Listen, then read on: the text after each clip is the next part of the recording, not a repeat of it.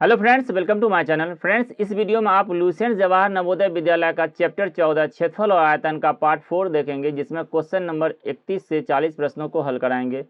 इससे पहले पूरा बुक आप लोग को पढ़ा दिए हैं और इसका प्ले लिस्ट भी बना है, जाके वहाँ चेकआउट कर सकते हैं। कोई भी प्रॉब्लम हो तो कॉमेंट कीजिएगा, तो इसका हम फिर आपको अपडेट वर्जन लाएंगे, जिसमें एक ही वीडियो में पूरा चैप्टर रहा करेगा। ओके, तो चलिए आज का वीडियो स्टार्ट करते हैं। प्रश्न है, उस घन की भुजा क्या होगी जिसका पृष्ठ क्षेत्रफल 216 वर्ग सेंटीमीटर है। चलिए, इस घन का देखिए पृष्ठ क्षेत्रफल होता है, फॉर्मूला पृष्ठ क्षेत्रफल 6 गुना भुजा स्क्वायर।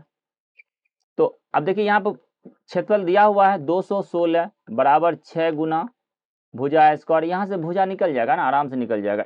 ये गुना में इधर भाग में आएगा, तो भुजा स्क्वायर बराबर होगा 216/6।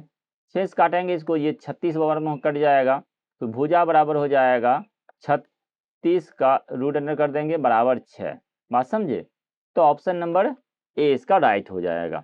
चलिए नेक्स्ट प्रश्न देखिए, उस घनाभ का आयतन कितना होगा जिसकी लंबाई 5 सेंटीमीटर, चौड़ाई 3 सेंटीमीटर, ऊंचाई 2 सेंटीमीटर। घन का आयतन का फॉर्मूला था लंबाई गुना चौड़ाई गुना ऊंचाई। निकाल लीजिए, 5 गुना 3 गुना 2, 5 दूनी 10 तिहाई 30। ऑप्शन नंबर सी इसका राइट हो जाएगा।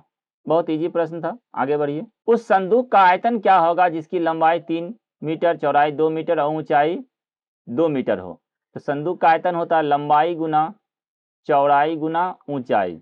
तो लंबाई है 3, चौड़ाई 2 और फिर ऊंचाई भी 2। 3 दूनी 6 दूनी 12, इसका हो जाएगा 12 meter square. Option number C इसका राइट होगा। एक घन और एक घनाभ का आयतन बराबर है। यदि घनाभ की विमाएं दिया हुआ 18 सेंटीमीटर, 12 सेंटीमीटर और 8 सेंटीमीटर, तो घन की भुजा क्या होगा? सिंपल है, जो घन का आयतन और घनाभ का आयतन दोनों बराबर है, तो यहाँ से निकालेंगे घन का आयतन बराबर घनाभ का आयतन। तो घनाभ का आयतन कितना है?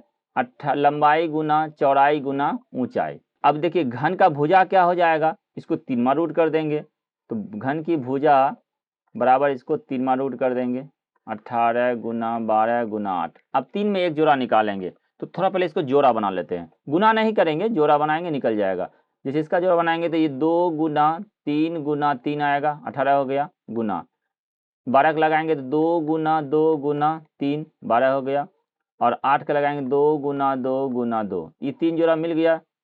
और यहाँ से देखिए फिर 3 1 2, यहाँ 3 यहाँ भी है, और 3 कितना 12, 1 2 3 12, सब निकल गया बाहर 3 करके। तो देखिए टोटल 2 6 गो है, तो 2 को बाहर आएगा, और इसमें टोटल 3 जो है 3 बार है, तो 1 3 बाहर आ जाएगा, क्योंकि यहाँ 3 में से 1 बाहर निकाला जाता है, घन है ना, तो घनमूल निकालना है तो 3 में से 1 निकाला जाता है। 3 दूनी 6 दूनी 12। ऑप्शन नंबर सी इसका राइट हो जाएगा।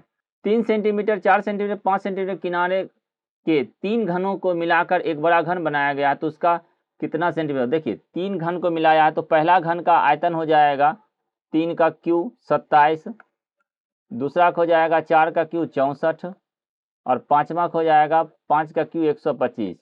ये सब जब जोड़ेंगे तो ये हो जाएगा 216। समझे? तो 216 ये आयतन हो गया, 216 सेंटीमीटर क्यूब। तो अब ये जो बन गया एक बड़ा सा घन, तो इसका आयतन हो जाएगा, तो इसका 3 रूट निकाल देंगे, तो ये जाएगा 6। ऑप्शन नंबर बी करेक्ट हुआ।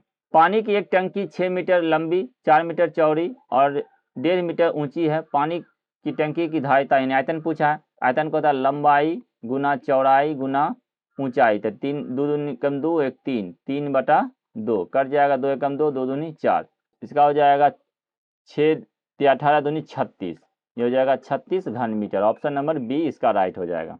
एक फर्श की माप 5 मीटर गुना 4 मीटर है। फर्श को ढकने के लिए कितने टाइल्स की आवश्यकता होगी यदि एक टाइल्स 80 सेंटीमीटर और 50 सेंटीमीटर है? तो सबसे पहले फर्श का आयतन निकालेंगे, तो 5 गुना 4। अब चूंकि यहाँ मीटर में है और ये सेंटीमीटर में दिया हुआ है, तो इसको मीटर बनाएंगे तो इसको 100 से गुना करेंगे, सेंटीमीटर बनाएंगे तो, और मीटर को फिर 4 मीटर को सेंटीमीटर बनाएंगे तो फिर इसको 100 से गुना करेंगे, और बटा में एक टाइल्स क्षेत्रफल से भाग दे देंगे।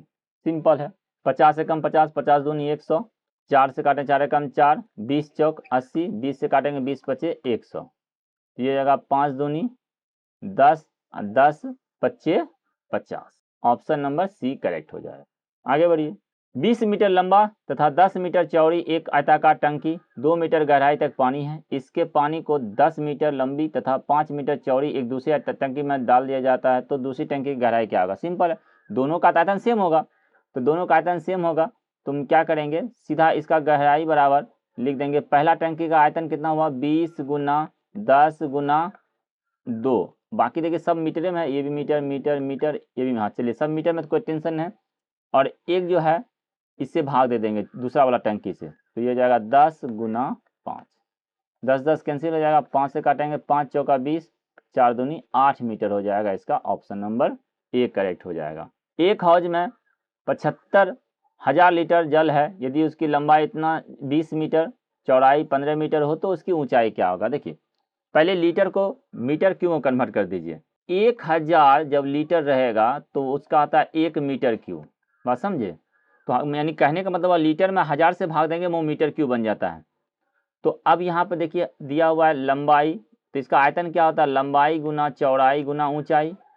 अब बराबर ये दिया हुआ है 75,000। अब चूंकि ये लीटर में है तो 1000 से भाग देंगे तो ये मीटर क्यूब बन जाएगा, तो 0 0 कट जाएगा। अब यहाँ लंबाई भी दिया है 20, चौड़ाई दिया है 15, ऊंचाई नहीं मालूम, ऊंचाई h लिख देंगे, ये 75 के बराबर कर देंगे। तो समझ गए होंगे। चलिए h बराबर हो जाएगा 75 अब बटा 20 गुना 15। 15 25 75, 5 से करें 5 चौका 20, 1/4 मीटर हो जाएगा। ऑप्शन नंबर डी करेक्ट हो जाएगा। निम्नलिखित आकृति में प्रत्येक के लिए यह ज्ञात कीजिए कि इसके किनारे किनारे एक चक्कर लगाने में कितना दूरी तय करना पड़ेगा। सीधा सबको जोड़ दीजिए, 8 8 16 8 3 24 और 7 7 14, तो ये जाएगा 38। ऑप्शन नंबर डी करेक्ट हो जाएगा। ये कहीं से भी चलिएगा, टोटल घूम जाइए, पूरा एक चक्कर हो जाएगा और ये 38 सेंटीमीटर घूमिएगा। चलिए इस वीडियो में थोड़ा सा फास्ट करने की कोशिश किए। अब कौन से बच्चे नहीं समझ पाए थोड़ा कमेंट कीजिएगा, और कमेंट कीजिएगा तो हम इसका फिर फाउंडेशन बैच लाएंगे, तो उसमें हम आपको डिटेल से फॉर्मूला हर प्रश्न में बताएंगे। ओके, चलिए वीडियो देखने के लिए धन्यवाद।